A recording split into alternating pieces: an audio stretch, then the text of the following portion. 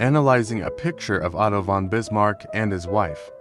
Educational purposes only.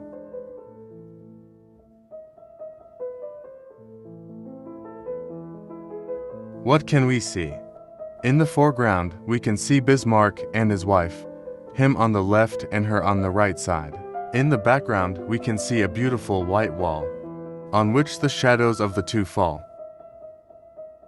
Details.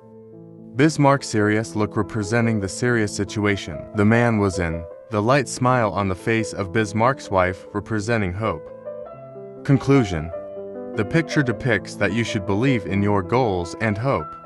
It also depicts that you should not forget to smile, and it shows the love between the two. Depicting that you should love. Of course, you shouldn't ignore the last 2 points as well, but I am too lazy to read them out loud.